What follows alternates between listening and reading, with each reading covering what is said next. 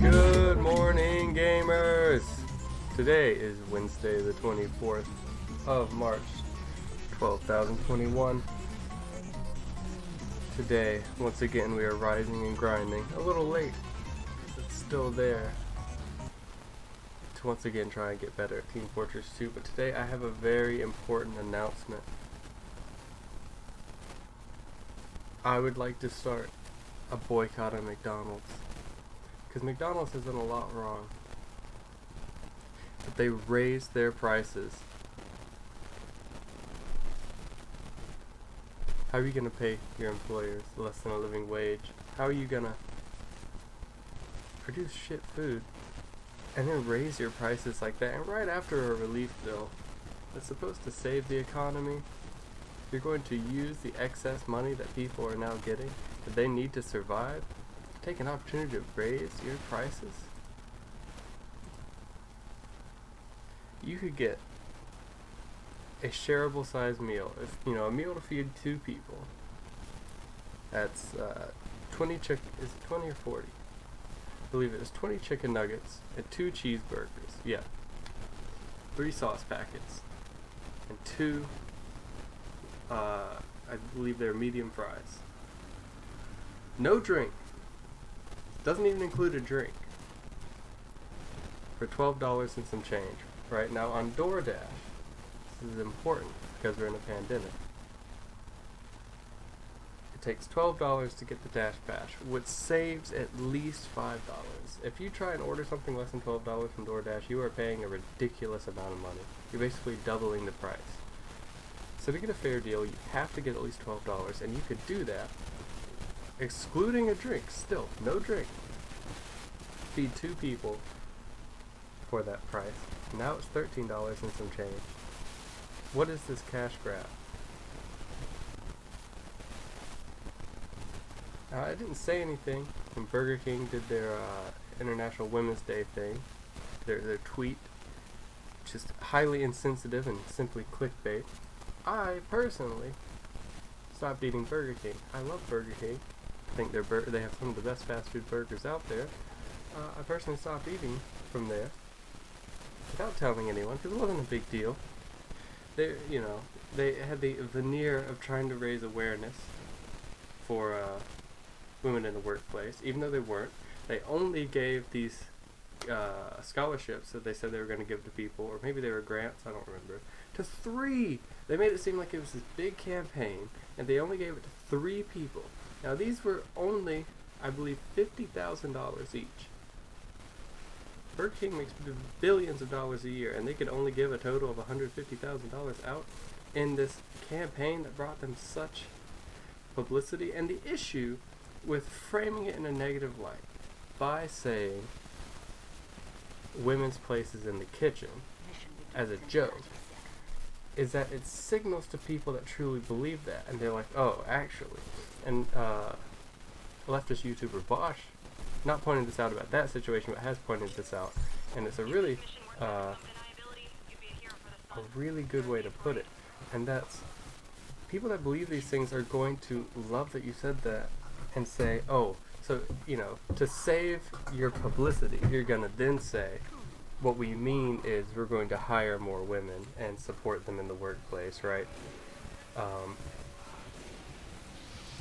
But then people are like, oh, but secretly, Secretly, Burger King is based. Secretly, Burger King thinks traditional roles for women.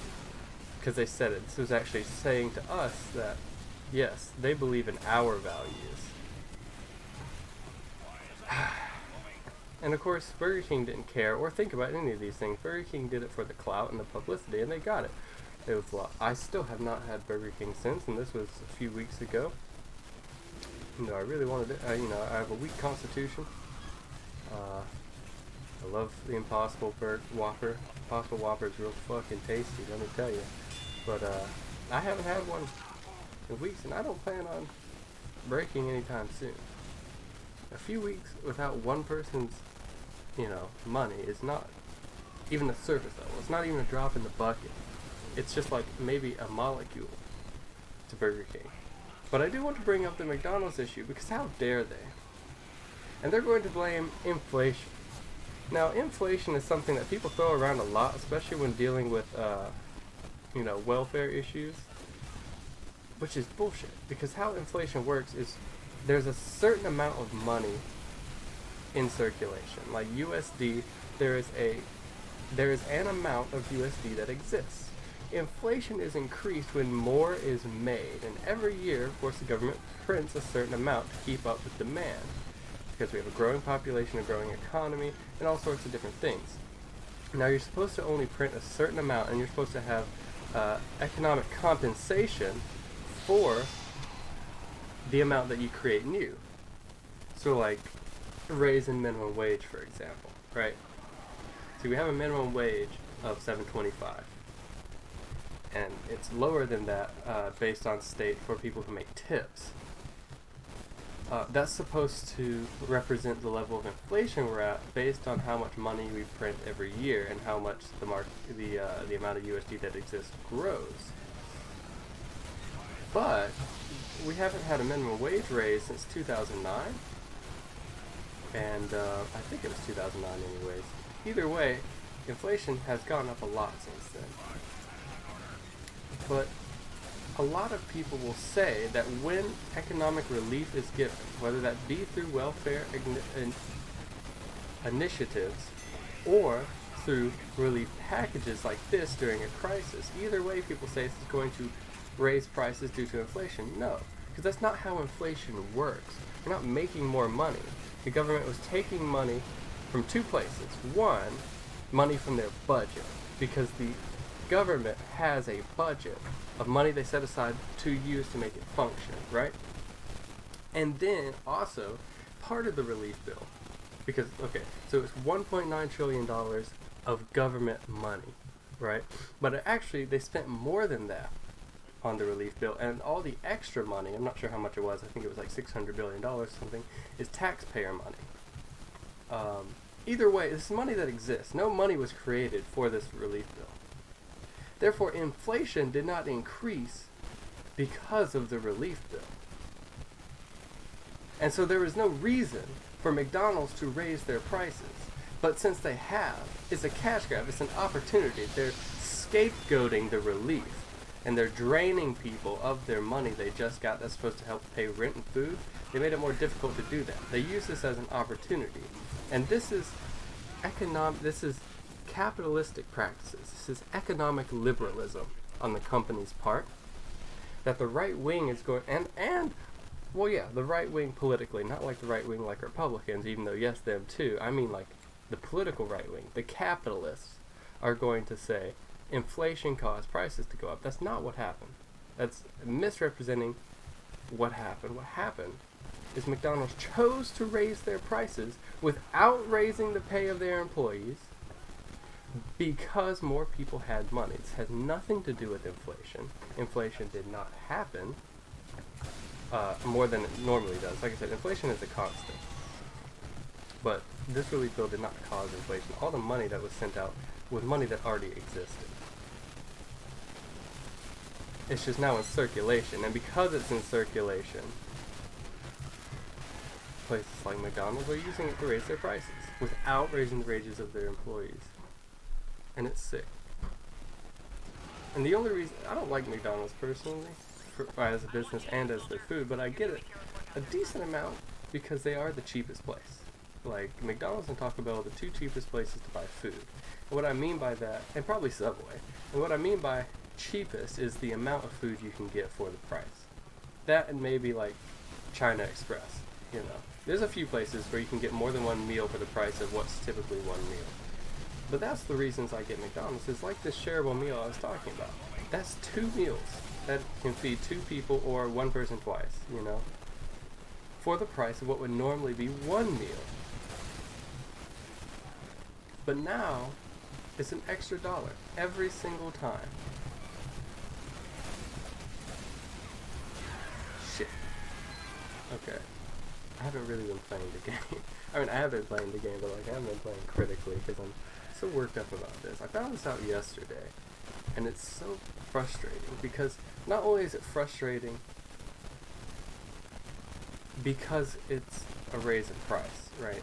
It's a spit in the face of workers. It's a drain on the economy. It is. It's this company soaking up this money that they're not giving back proportionally. It's actually making the economy worse, if you understand how economics work. So there's that. That makes me upset. But what really makes me extra upset is that I know there are going to be people, mostly Republicans, but there are going to be a lot of Democrats and liberals too, because they're dumbass capitalists as well, that are going to say this relief bill caused inflation and that's why prices went up, when that is not what happened. This was a choice by the corporation of McDonald's. And inflation was not increased because of this bill. Because that's not how inflation works.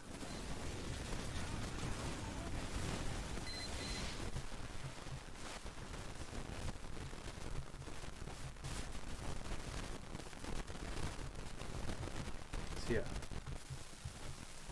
It's increasingly becoming less and less places I will eat from. And that kind of sucks, but that's fine because we're nearing the end of this pandemic, hopefully. And when it is over, I'm going to start grocery shopping and preferably not eating out as much. Like, I eat out every day, as in I get DoorDash, because I'm not actually going out at all. And also DoorDash is a good way to help people who are struggling. A lot of times people, when they, excuse me, because we have a gig economy right now. Because our economy is so bad, people are having to work multiple jobs, specifically gig work jobs, which have no benefits and very low compensation, but are easy to do without a set schedule. And so you're able to either sustain a family or work other jobs while also at any moment, you know, working in this gig job. That's why you see in poorer countries like in the Middle East and the Eastern Bloc of Europe, you have a lot of taxi drivers, because that's a gig job and that just is extra money on the side. But in the United States, taxis, in rural areas, in smaller towns, taxis aren't that popular. And so you get things like, you know, DoorDash, and not DoorDash, Uber and Lyft. And with food, you know, you have DoorDash and things like that that take the place of what would typically just be, you know, like taxi jobs, things like that. And potentially, you know, handy people. I'm not sure exactly, you know, in other countries what the prevalent gig work jobs are other than taxis, but I'm sure you get the point I'm trying to make here. Wait, what was my point? Hold up. I got a little lost because I was focused on playing the game. What's my point? Oh, yeah. Not going out. And I want to support gig workers. Because I know a lot of them are just trying to get by in this terrible depression we're in. And I can do that since, you know, I'm fortunate enough to be able to be on UI. But when I feel comfortable going out, I'm going to, you know, try and eat healthier, try and eat cheaper by, you know, eating at home, since I'll actually be going to the store. And, oh, fuck. Okay, what was my point? I was making a point about that. Oh, so it's okay that I am lowering the diversity. Like, I can handle lowering the diversity of food choices, I think. I've been eating a lot of checkers. since Checkers is one of the few fast food restaurants that actually supports the Democratic Party, even though it's probably not the wing of the Democratic Party I wanted to support, but that's fine.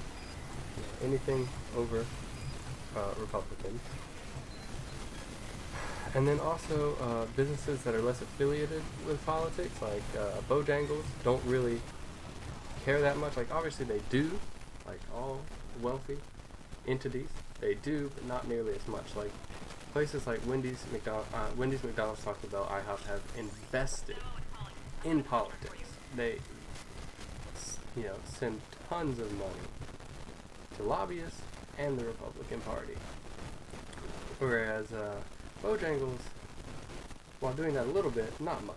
It's, it's not a key part of where their profit goes. It's a pretty minor thing.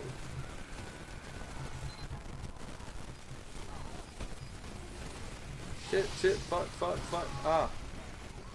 I didn't know there was a heavy there. I need to play better. I need to get better. Let's go Huntsman Sniper.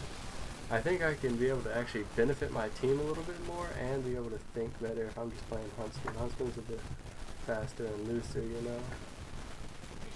rather than having to fucking place my damage as a DPS class. I can just sort of sling arrows at people and hope something good happens. Right. So that was my rant for this morning. It's frustrating because, like I said, McDonald's is one of the places where you can get more than one meal for the price of one. And that's vitally important to some people. It helps people like me, but it's not like life or death. For some people it is. Some people it's like, am I going to eat? Or is my child going to eat? And McDonald's, Taco Bell and Subway, you can ensure both of those things happen. It's getting harder. It's getting harder because they're choosing to use this as an opportunity to raise prices. It's sick. It truly is vile. It's vile cruelty that wouldn't happen if we didn't live in a capitalist society. Or even if we lived in one that was better regulated. Things like this that's going to cause excess cruelty should be illegal. Even if we're going to live in a capitalist economy, it should be illegal. Look at Denmark. Denmark is hyper-capitalistic. But they have certain regulations that still allow people to thrive. Like how McDonald's pays the equivalent of $25 an hour, regulated by the government. Now, they don't have a minimum wage, but that's because they don't need it. There's other policies. I'm not sure exactly what they are, but there's policies that ensure that workers are compensated. That don't have to be a minimum wage. A minimum wage is more like a solution to something that's broken that should be temporary. And if the system is fixed, you won't need a minimum wage anymore. We live in a broken system, and so minimum wage is just what's it called? Damage prevention. It's a temporary solution to a problem, to a systematic problem. Like, it's a solution within the system so that we have time to change the system. Damage control, that's what I was looking for, not damage prevention. It's damage control. And it's effective in that. It's not effective systematically, but it's effective at preventing people from starving to death in this broken system.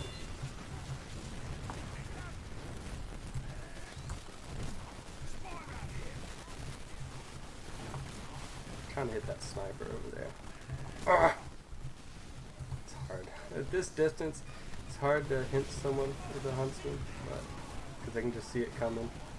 Maybe I can get a little closer. Oh no, they really got me. Okay. Enough about McDonald's.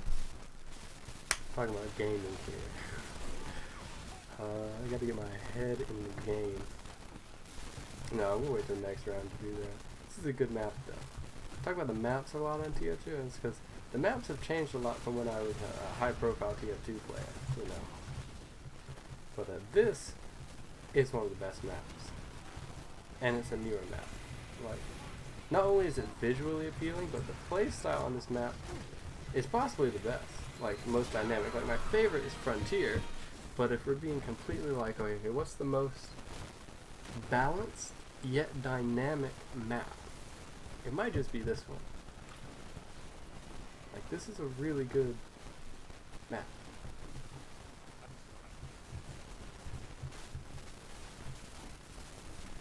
Yeah, and, well, you know, I'm gonna cap off this political discussion here, because politics is always on my mind, but I try to take times away from it, like, you know, most of, you know, this live stream I like to keep about the game, or, you know, just bring up politics in brief instances rather than talk about political theory. You know, I have a show on my main channel for that, you know, little lessons on politics or my opinion. I don't know if you call them lessons, but it's more like just my opinion and my take, almost like short essays on,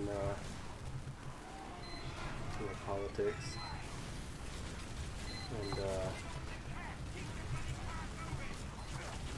so I don't really need that here. Don't really want that here. But it's been on my mind so much because I'm afraid. You know, I'll give an example. So, within the Democratic Party, they send out surveys, of course, to active members saying, like, okay, what should we prioritize? And I always put climate change, LGBTQ issues, and voting rights. And that's because these three things threaten my existence. And that's terrifying. I mean, we're at a point where the Republican Party doesn't want me to exist.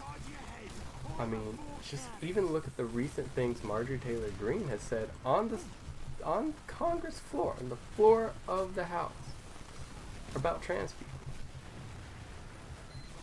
She doesn't want she's open and vocal about not wanting trans people to exist, right? But there are a lot of Republicans and some Democrats. If you look at, like, the in Mississippi State Congress, not Congress of the United States, but I'm saying Mississippi State Congress, there's a large amount of Democrats that are anti-trans. Now, it's less prominent in the U.S.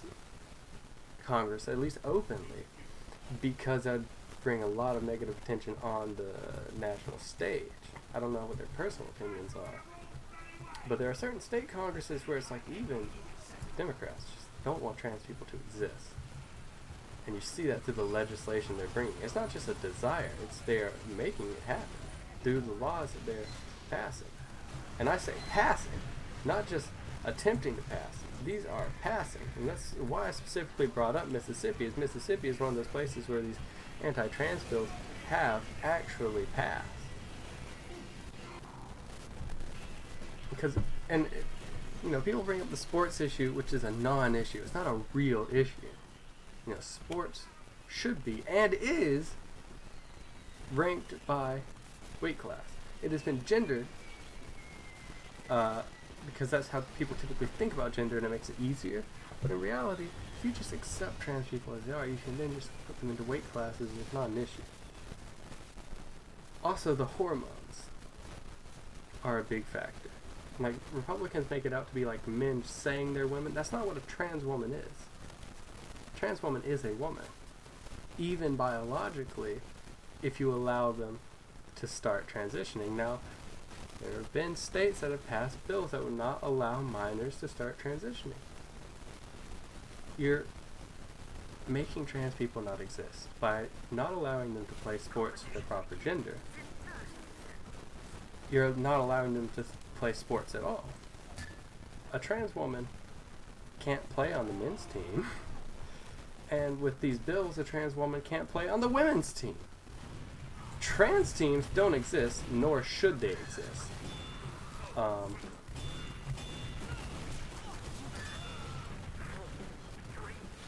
And then, if you do say, okay, you can't just say it, you have to, like, be in transition. Like, a medical approach to this, say, you have to be on HRT if you're a trans woman to play on the women's team, right? If you pass laws that say that minors can't go on HRT, or the equivalent for trans men, I don't know what it's called, But you know, if you can't take hormones as a minor, you can't play on sports teams in high school. You are eliminating. It is a elimination. It is making trans youth not exist. That's the issue. And then, of course, you know, bathroom bills aren't going around right now. This is something that was done in the Obama administration and failed because it makes less sense. Not that this makes sense, but there's a better argument for it, you know. And I'd say it's pushed a lot by people like Joe Rogan, you know. Unfortunately. Shit, I let him hit me. Oh well. Like Joe Rogan wasn't talking about the fucking bathroom shit. Joe Rogan also wasn't as popular during the Obama administration, so like there wasn't this sway about it in the public mindset. Now you have people that would typically even be left-leaning, people that might have voted for Bernie Sanders, being like, well, maybe we should let trans people play sports. And it's all because of people like Joe Rogan platforming these idiots, and not just platforming them, then repeating them and agreeing with them, like repeating their statements to other people and agreeing with them. And putting in the public mindset this idea that for some reason trans people shouldn't be allowed to play sports over what? This idea that they may do well? This isn't backed up by any studies. No studies or examples can be given for this in a real sense. The only example I've seen is in this one high school where two trans women won first and second place in a track and field competition, which is something that happened. But is that not allowed? Can trans people not win? They can compete, but they can't win. Now, if you think, well, maybe there's something that made them have a specific advantage, well, then do a study about it. You know, we can actually study these things, especially if they're still competing. I'm not sure if they are or not. You know, with all the public backlash, they may have resigned or even killed themselves, because there is huge public backlash to the point of there are huge ads featuring this high school student who is taking this initiative to try and block trans people from playing sports. So we have no idea if these are just two good competitors or if there's something that gave them an edge over everyone else. There's no studies done about this, and we could do a study, but that's not what Republicans want to do. Because if they did that, there's a possibility, a good possibility, that it'd be unsubstantial and their points would be proven wrong. And so they don't actually want a study to be conducted. They just want to keep saying these things and having people believe them without any evidence.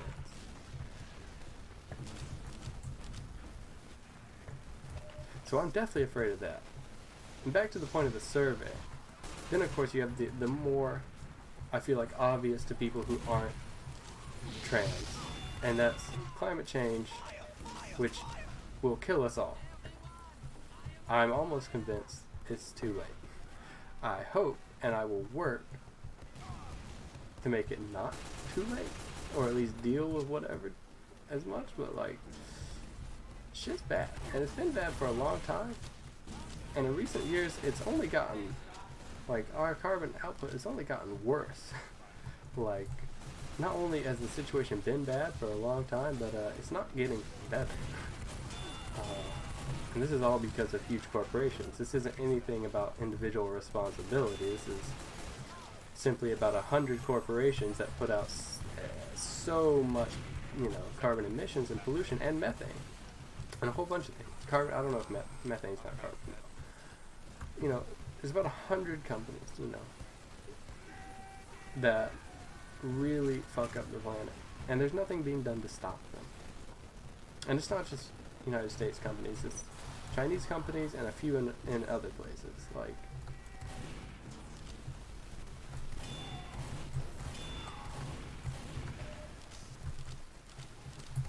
well, shit, they got a medic, run. Okay, so there's that's an obvious one, and I don't hear it enough, and I don't see anything being done about it, right?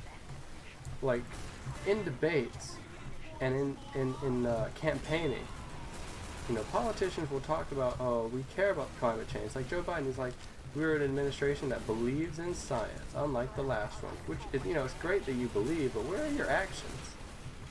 Well, Mr. I want to keep fracking. Where the fuck are your actions? Like, climate change is something we need to do yesterday, yesteryear. I mean, we have to get this done. I mean, you know, Joe Biden may have an opportunity to pass this shit 2 years. Because if he loses either the House or the Senate, he doesn't have a possibility to pass this shit. He's got to do it within 2 years. You'd think it'd be an immediate thing. But, you know, I'm still holding out hope. It's still only been a few months. There is something that is being done. And it's only going to get passed if we reform the filibuster or get rid of the filibuster, but I doubt we will. It'll probably just be a reform. But either way, we've got to do that because we have to pass the For the People Act and, more importantly, the John Lewis voting bill. Both of these things need to be passed. Otherwise, we're going to lose our democracy. I'm not just saying that because I don't want to lose the Democratic trifecta. Because that's not really what I'm concerned about. I'm concerned about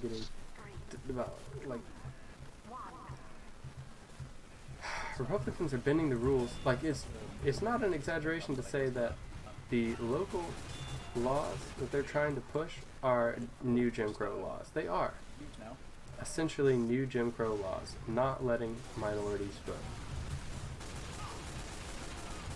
And beyond not letting minorities vote, it makes it more difficult for anyone to vote, including white people. It just specifically targets black people and immigrant communities. But it also makes it more difficult for everyone to vote.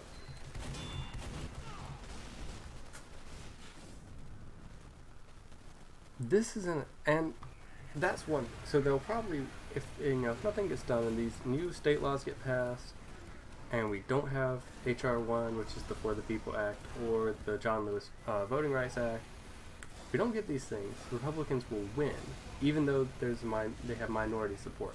You know, only about 42% of people in the United States are Republicans. That's a minority. About 47% of Democrats and 11 are something else. I'm in that something else. You know, I support the Democratic Party. I'm a socialist, and I do not agree with their liberal agenda. It's just the only way we'll survive. The reason I'm such a vehement supporter of the Democratic Party is that if Republicans gain control again, that's the end of democracy.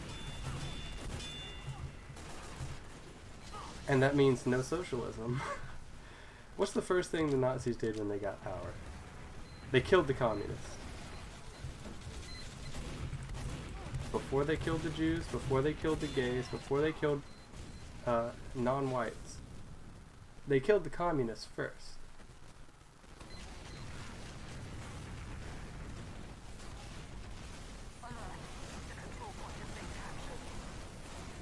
It is imperative to not let these people win, and they won't if people vote, because they're in the minority. There are more Democrats than Republicans.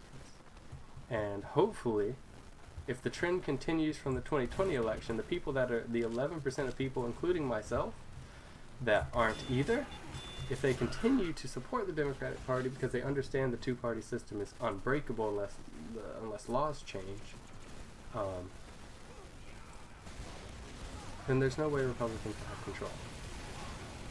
The way Republicans are going to gain control is through these bills that prevent black people from voting, prevent minority immigrant communities from voting, that ban mail-in voting, which means a lot of older people won't vote.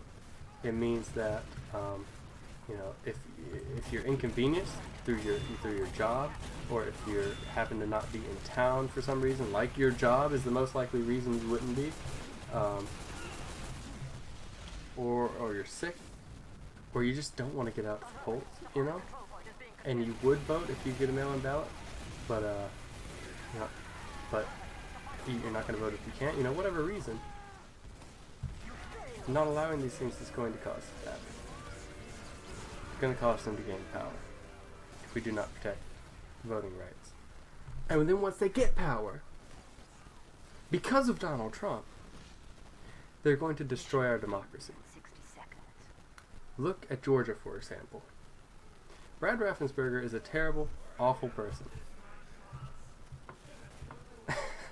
This is a fact. You know, he, much like Brian Kemp did, he purged over 200,000 ballots. Directed, I'm running stock. Still, Wow. even though he purged over 200,000 ballots, Joe Biden, John Ossoff, and Raphael Warnock still won the 2020 election. 2020 and the 2021 election. Even though there was this voter suppression by Brad Raffensperger. And then he did his job. All he did, begrudgingly, was do his job at certifying the election against Trump. Trump has turned on him, and he is now supporting Jody Hice from Georgia's 10th district, a very red district, to replace him in the primary. Jody Hice will win this primary, I guarantee you. And the issue with Jody Hice winning the primary is that if voting rights aren't protected in Georgia, it's likely he'll win, despite a majority of people not wanting him to.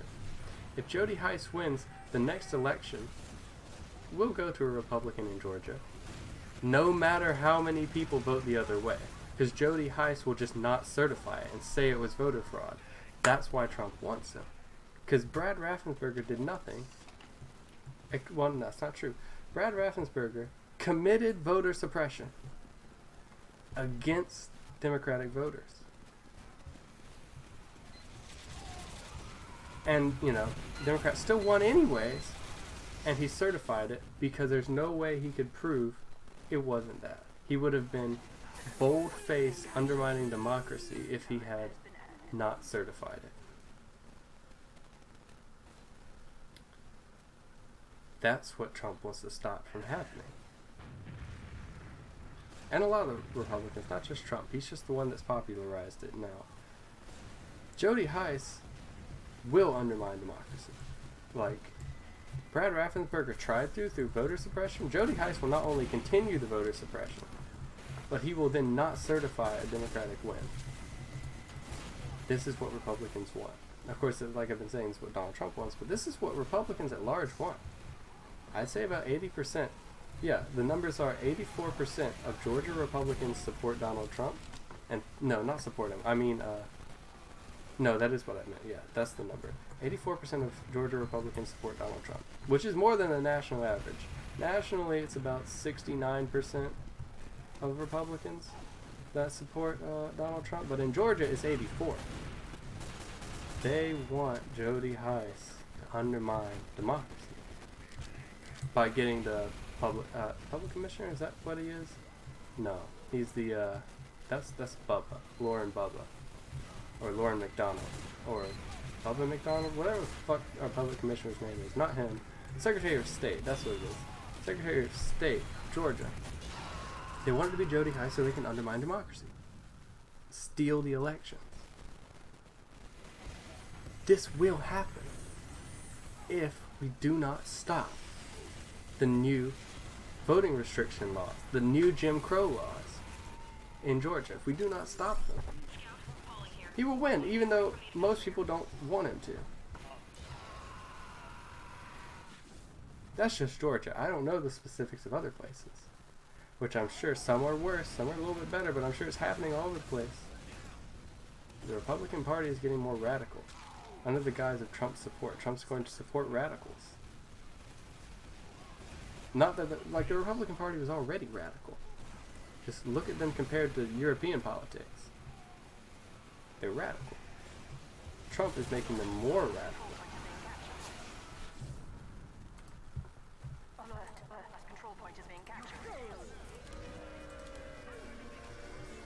And that's my point. If Republicans win, that's the end of democracy. Like we thought it might be under Trump, and it almost was. That's the thing. Is that it's not that we just thought that it could be under Trump. It was a pea hair away from being the end of American democracy. He tried his hardest and failed. But he certainly fucking tried.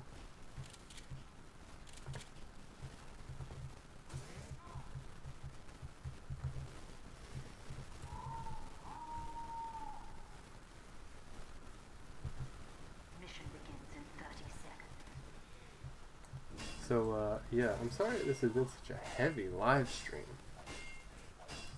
But I just had to get it off my chest. I'm fearful for my life, is what I'm saying. That was my point about the survey. About the most important issues for not just the Democratic Party, but for anyone who cares about politics, should be climate change, voting rights, and LGBTQIA plus issues.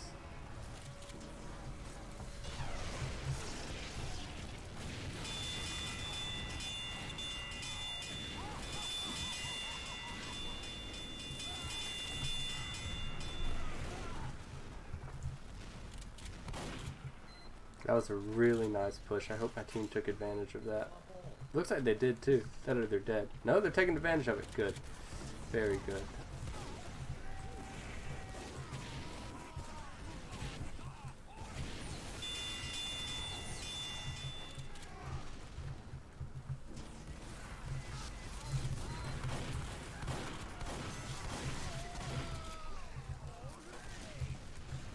Ah, tits.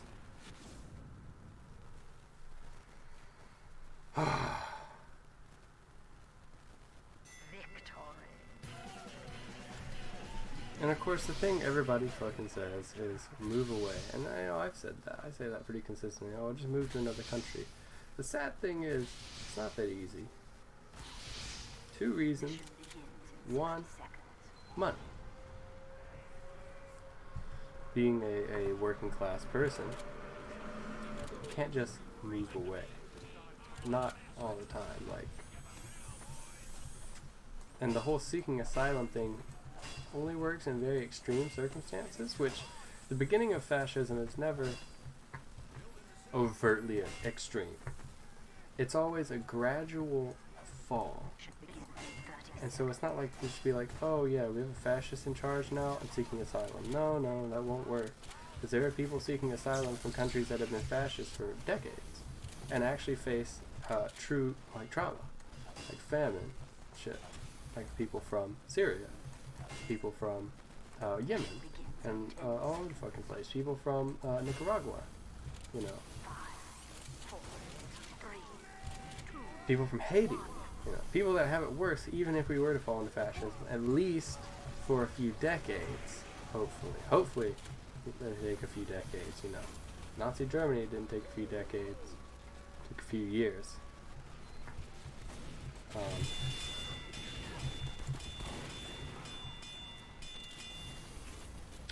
Well, I don't know, Italy was a bit different.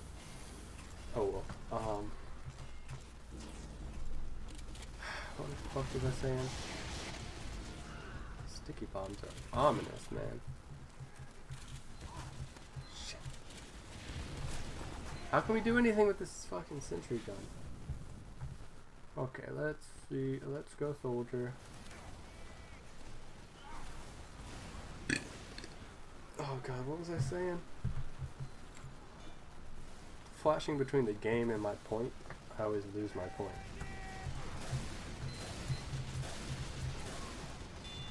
Sniper up there.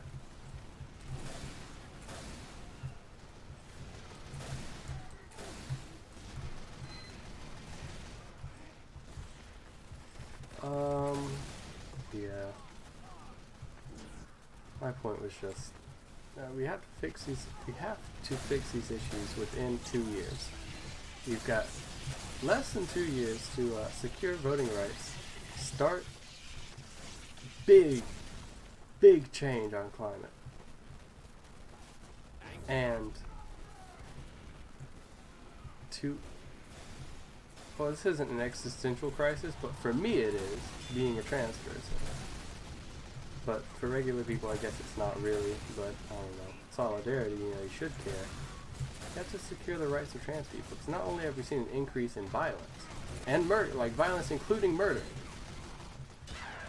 in the past few years, suicide rates have always been high. They're not going down. Mainly because of this violence and this unacceptance. And then, you know, you have people like Milo Yiannopoulos trying to bring back gay conversion therapy, which is torture, and certainly will drive up suicide rates. They did when they were not illegal. Now he wants to bring them back. He wants to make them legal again. It's ridiculous. Yes, legalize torture. That's a good idea.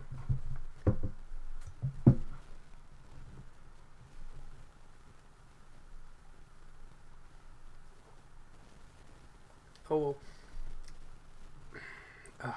we have to reform the filibuster. We're not going to get anything done. I'm hopeful for this presidency because Joe Biden, despite being a neoliberal cuck, has still proven that he is more progressive than Obama, which is a good start.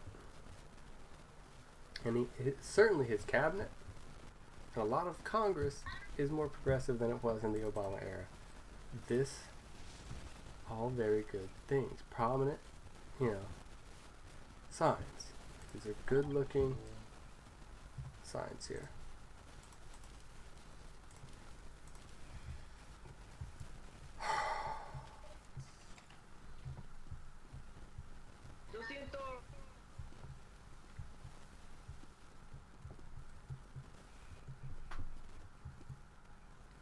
But if we don't reform the filibuster, still not going to be able to get these important things passed, like voting rights, through these two bills, the For the People Act, the John Lewis Voting Rights Act, both protect voting rights in necessary ways because they're being undermined and destroyed. I mean, that's literally what the John Lewis Voting Rights Act is about, is that states have actually illegally passed laws, which unfortunately in a federation is something that can happen. States have illegally, unconstitutionally passed laws that suppress votes. And the reason it's illegal is because of the Civil Rights Act of 1965. The Civil Rights Act, civil rights legislation, that's what it's breaking, these laws. And they've already been passed. That's what the John Lewis Voting Rights Act is going to do. It enforces, it brings back the original civil rights legislation.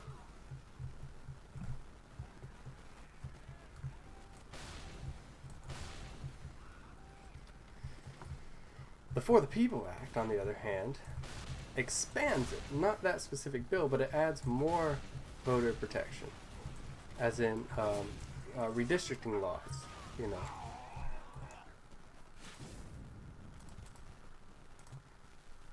And I can't think of it right now, but there's a lot of good stuff in there that's not in the Civil Rights Act. Both of these things need to be passed. At least the John Lewis Voting Rights Act needs to be passed, like has to be passed. The For the People Act will just help. It will just help a lot. The For the People Act is a step forward. The John Lewis Voting Rights Act is a step back to where we were. We have been stepping backwards. We have been regressing. The John Lewis Voting Rights Act brings us back to modern day. The For the People Act brings us to the future, brings us to where we should be going.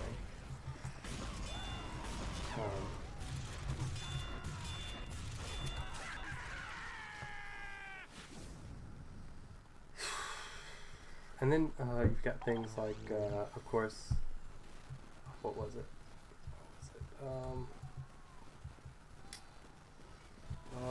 What is it? It's so important. Oh, DC statehood, right. I will feel a lot safer.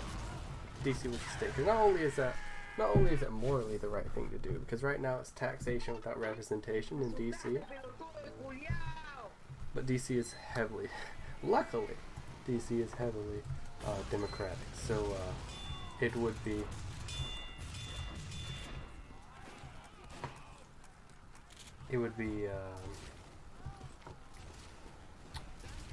come on, Brain. I don't know, it would help strengthen our democracy by just helping elect Democrats. Like right now, we're a pea hair away from losing Congress, both sides of it. DC will give us an extra representative. and 2 senators.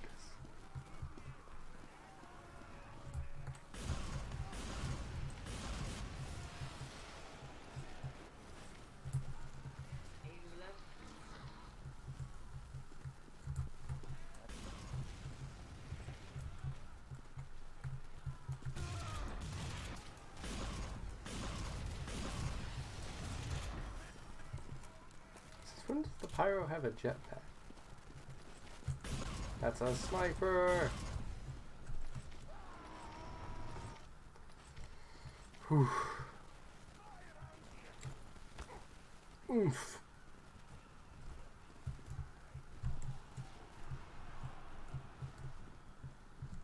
Come here.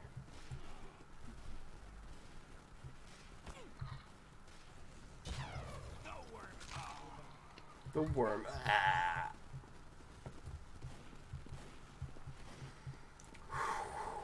Oh well. Ooh, yes. The other thing I was gonna say concerning politics, I'm just letting it all out on this one. I'm afraid we're a little bit too late when it comes to organizing on the left, because I don't know if you know about this thing called the Great Meme War, but it's something that happened in 2016 that allowed Donald Trump to win and change the narrative of American politics towards the right. The right wing has always utilized the internet. Some of the first political activists online were the right wing, like white nationalists. This is back in the 90s. That has never gone away, but in 2016, because of how much it was pushed in what I consider the first meme war. A lot of people say the Great Meme War was the first one. I think the Great Meme War is actually the second one. I think Gamergate was the first meme war, and this allowed the right to rise on the internet, especially in young people. But then by the time, Donald Trump was running for president, the Great Meme War kicked off, it got everyone. It got everyone. The left was not prepared. We got fucking owned. I'm not talking about the fucking liberal left. I'm talking about the real left. And since then, we've been organizing to prevent this from happening. You have a lot, and it's good. We've made progress. You have a lot of leftist YouTubers who actually have prominence. Some of them that used to be on leftist networks that have moved to YouTube smartly, like Sam Cedar, the Majority Report. You have Mehdi Hassan of The Choice. You've got come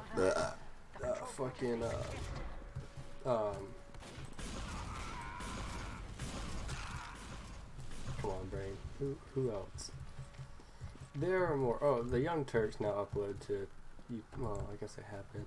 I don't know. There's a lot of non-solely YouTube, but then there's also the actual YouTube left, the true YouTube left, like Hassanabi and Vosh and Let's Get Lectual and Surus and the Surfs and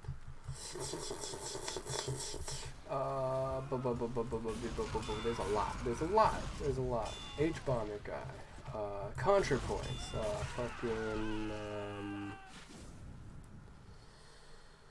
there's a lot. But if you look at their view counts,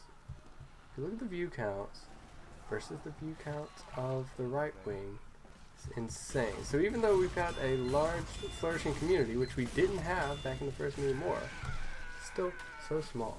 You look at the largest ones: Hassan, Vosh, ContraPoints. Good videos get 1 million views. Not all the videos perform that well, And then you have the smaller side of it, of leftist community.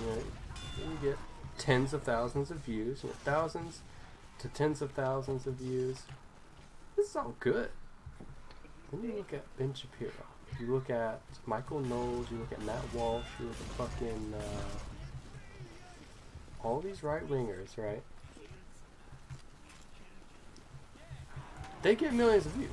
I mean, straight up, they just get millions of views. And this is, of course, because they're pushed by billionaires, and they have these donors who are literal billionaires. I mean it. Like PragerU is owned by the Koch brother. And I say brother because one of them's dead, in case you didn't know. Burn in hell like Rush Limbaugh. But the one that's still alive, I'm sure even once he dies, his foundation supports, owns PragerU. I'm sure he supports a lot of these people, but at least owns PragerU.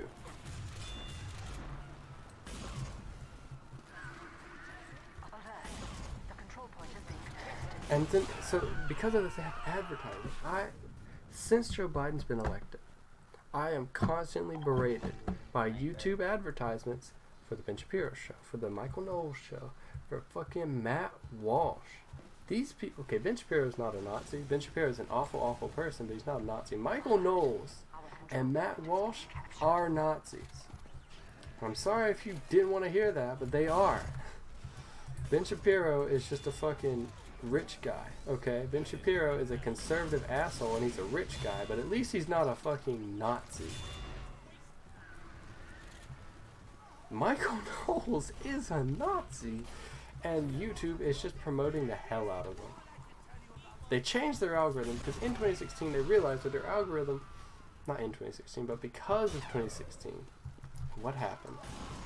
YouTube realized that their algorithm does push people down a right-wing pipeline because hate is trendy. Hate keeps people watching, and so if you spread hate, people are going to keep watching, and that's what their algorithm did. Now there's a little bit more nuance. It's not great, but there's a little bit more nuance in the algorithm, right? A little bit more accountability. Like how they, after Steven Crowder said that very, very racist shit about black farmers, he got removed. You know, this was just recently. So there's a little bit more accountability. It's still not great though, but they've got ads for these people, for these literal Nazis. I mean, can you fucking believe that shit? Ben Shapiro, okay, you got ads for him. Like I said, he's not a Nazi. Freedom of speech. It's fine. It sucks to see because he pushes people in this direction of Nazism. But, okay, freedom of speech, whatever. He's paying for the ads. Unfortunately, we live in a capitalist society, so we have to be okay with this. But I see just as many Michael Knowles ads as I do Ben Shapiro, if not more. And like I said, Michael Knowles is a Nazi. Straight up. He's not going to say that. Because it's essentially illegal to be a Nazi, right? So you're not going to say that.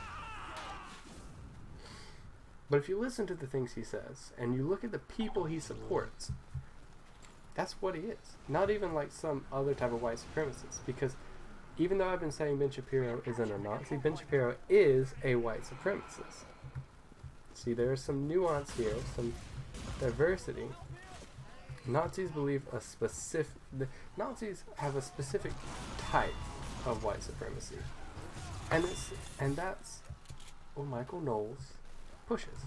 I'm not as familiar with Matt Walsh. I know Matt Walsh is as bad as a Nazi with the shit he says. He says some really bad shit. Like right now, he's claiming to be a super straight, like superhero. Like it's really disgusting, anti-trans shit. He said some really disgusting racist shit in the past. It's bad. But I'm not as familiar with him, so I don't want to just straight up call him a Nazi. But I am familiar with Michael Knowles. And that man, it cannot be argued, is a Nazi. And yet, that's the most common ad I see on YouTube. The most frequent ad I get on YouTube is for Michael Knowles. I don't know if this is about my watch history. I don't know. I don't know why.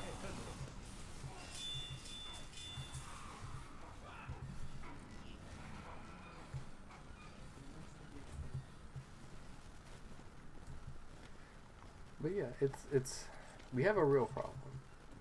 So while I'm proud of what the left has achieved since then, we have learned since the Great Meme War, and we are getting memes of our own and growing our communities. We are far behind, and I feel like we're maybe a little too late, because I do feel like we're at the beginnings of the third meme war, or some people would say the second meme war, but basically there's a new meme war happening. And unfortunately, I think we might be a little bit too late. Now, I constantly support leftist YouTubers. I comment, I add to playlists, I add I like, I watch all the way through. Sometimes I'll share things on social media. I really, really advocate leftist content creators, and I'm a leftist content creator myself. So I'm also providing content for the community despite not being popular. If you want to support me, you can go to Xenarock. That's my main channel. You know where this sniper is. Where is this sniper? He's up here. Shit.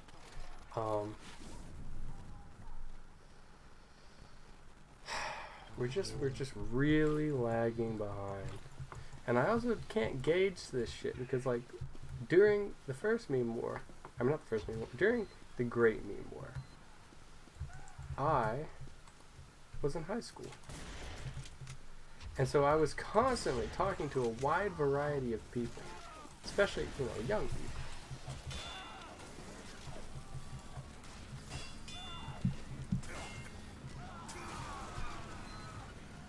Damn, I hate that I lost that fight. But,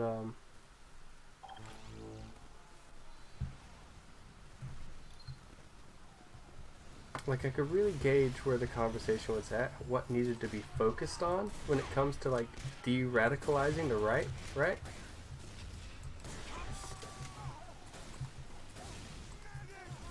I don't have that anymore. I have my friends who aren't all leftists, but none of them are conservative.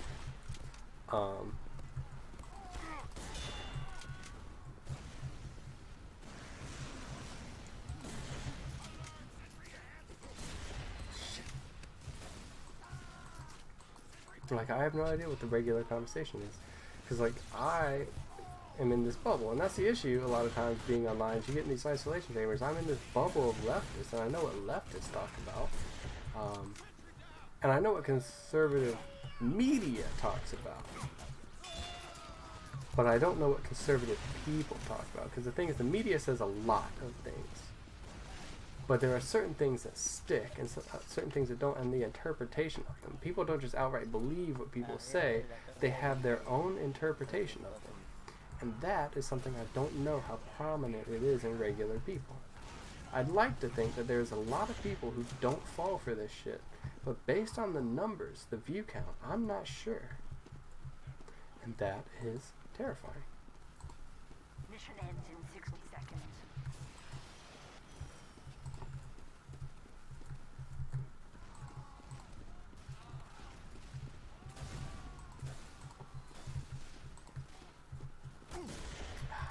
He saw me first. Alright, gamers. I'm gonna end it real soon here. I'm gonna wait till this round is over. This has just been a rant. This has just been a long rant because I'm not just mad. I'm scared. Truly. As a trans person in America, as a trans socialist in America, I fear for my life. This sounds insensitive, but God forbid. I mean, thank God I'm white. Like, I have a lot of privilege because of that, and it would be even just unimaginably more terrifying to not be at this point in time. And this is why I'm constantly trying to say and put out there that the working class needs to work together. And now this is something the left is getting a little bit better on. It's not perfect. The left's getting a little bit better, and that's on working together with liberals. Because I'm sorry, all of you that don't want to, and all of you that don't want to vote for Democrats, which I totally understand, they suck. But it's not about what is right. It's about winning. Because we're at a point that if we lose, we're dead. So we can't just say liberals are wrong, Democrats are wrong, even though they are. We can't just do that and then not participate and vote for them. We have to make sure they win so that we have a chance to pass laws that will allow us, leftists, to win in the future. Under fascism, leftists cannot win. Unless, now there are exceptions to this, historically. There are exceptions, like in, what's it called? Not Rojava. Rojava, I guess, but what is now Zimbabwe? What was that used to be called? Rhodesia, yes. I'm glad my globe is ancient. My globe actually has Rhodesia written under Zimbabwe here. Communists did win in Zimbabwe from fascism. But that is because they had an organized militant force. In the United States, we do not have an organized militant force.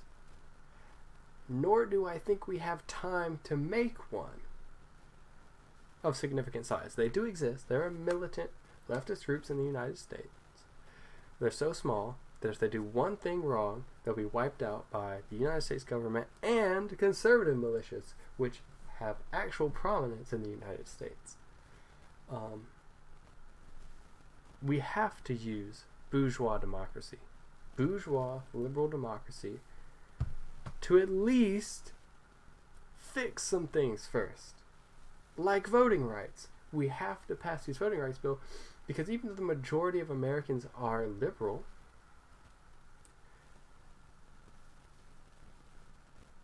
leftists don't have a chance if we're not represented. So we have to get actual democracy working, and then we have to reform some broken things, like how we have a two-party system. Republicans aren't going to get rid of the two-party system because it benefits them. If we can get rid of the two-party system, we can have a leftist party. The American people, which is largely liberal, can see that the leftist party fights harder for their rights than the liberal party. And we can grow that way. Also, getting rid of things like the Electoral College, which disproportionately represents smaller states, which are also, a lot of times, a lot more conservative. Like Wyoming. Wyoming is our most Republican state. It is also our least populated state. Wyoming has 2 senators and a representative. Whereas California, our most populous state, I wouldn't say it's our furthest left state, even though it's in the top 5. I wouldn't say that. There's millions of Republicans in California, and that's the real thing about California is has nearly 40 million people living there. Wyoming has a population of less than 600,000 people. Yet they have 2 senators and a representative. California also, even though they have 40 million people, only have 2 senators. They do have 53 representatives. Well, right now they have 54 representatives. But, 54? No. They have 53 representatives right now. And in the next election, 2022, they're going to have 52 because they actually lost a congressional district in this census. So they have 52 representatives, which is a lot. But they only have 2 senators. And it's not just the Wyoming-California disparity. Because you have Texas, which is not a blue state. You know, it's not just blue states. Texas has almost 29 million people. They only have 2 senators. And after this census, they're only going to have 39 representatives. Florida, 29 representatives, 2 senators. They have a population of nearly 22 million, something like that. New York, almost 20 million.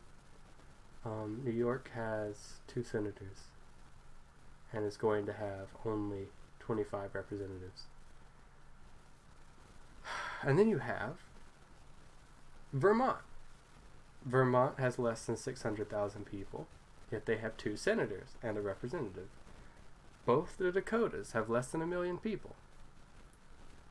They have 4 senators, because it's North and South Dakota, which these states were split up when they were created to have more senators on purpose. Now, this was done by the old Republican Party, so it was done with good intentions, even though it was still a power grab. Like the Abraham Lincoln abolitionist Republicans split up the North and South Dakota so that they could have more senators, so that they could end slavery. So you could say that was something good, but it was still a power grab. And now it's biting us in the ass, because Republicans are still winning by name, but instead of being abolitionists, they're pro-slavery. And of course, you have Wyoming, like I said, Idaho. Idaho gets 2 representatives, because Idaho has nearly 1 million people, so they get 2. New Hampshire gets 2, because they have nearly 1 million people. New Hampshire, of course, is a purple state, but it's still overrepresented. It doesn't matter. Like, the partisanship doesn't matter. It's unfortunate in a lot of cases, but it doesn't really matter. The issue is the overrepresentation of these states through Congress already. So if we don't change the way Congress works, then we could at least split up states with higher population. Split California into multiple states, split Texas into multiple states, New York, Florida, whatever. That would be a start. Let DC and Puerto Rico vote. That'd be a start. Get rid of the Electoral College. That would be key. That should be the first thing. All of this will help leftists win in the future. Whereas if we deny, it's a lack of dialectical materialism to not vote Democratic as a leftist. Because even though they don't support our values, a leftist party is not going to win in a 2-party system in our country. To not vote for Democrats is to deny the way our government works, and we should change the way our government works, but the only way we're going to be able to do that is to get in it, is to control it. Because we can't overthrow it, because we don't have a militia strong enough to. We could have a lot of leverage, and we could overthrow it in a sense, like I advocated for in my last episode of Left Behind on my main channel. I could advocate for that, because we could overthrow it in a worker's sense. We could, as workers, stop working, like I have. Quit my job in December. Well, I got fired from my job in December. I say I quit because it sounds more powerful. It makes me feel good. In reality, I got fired from my job. That's why I'm on UI. I got fired from my job in December, but I haven't gotten another one because they don't deserve my labor. They don't. My power, as a proletariat, I do not have capital. I do not own land or stocks or anything significant. My power is in my labor. And I'm not going to hand that over to a system that works against me.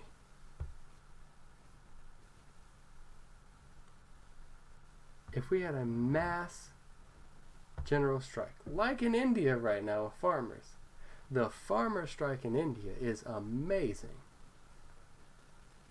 That's how you win. That's how you get things done. That's how you overthrow a government, is a mass, without military intervention, like without a militia. If you want to overthrow a government, you got a general strike, and you got to build organization networks. Now, I'm in the DSA, and I'm on strike. I'm doing that. One person doing it, or even hundreds of thousands of people doing that is not enough. We need millions, because of the size of the United States. So it's a start. But as long as we don't have that, which you are living in a false reality if you think we do, because clearly we don't, you have to win through the systems that are already in place. So as a leftist, I think it is ridiculous to not vote for the Democratic Party unless you are somehow in a special situation. If you live in a district with a leftist running outside of the party, whether it be an independent or another party, and they can win that district, like as a representative, or as in the state representative, and in the state Congress, or even in a local position. There are special situations where you shouldn't vote for the Democratic Party, where if you can get a third party or an independent who is a leftist in that position, do it. But I'm saying on a larger national scale, it is counterproductive and, dare I say, counter-revolutionary to not. Because the Republicans will not only destroy your chances of winning, but it is becoming more and more likely that they will destroy you. Like,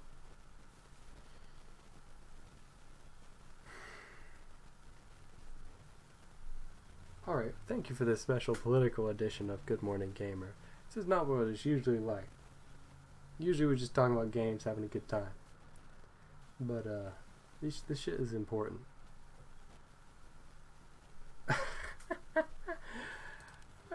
Try your best to have a good day. I'm gonna try my best to have a good day from here on out. Alright.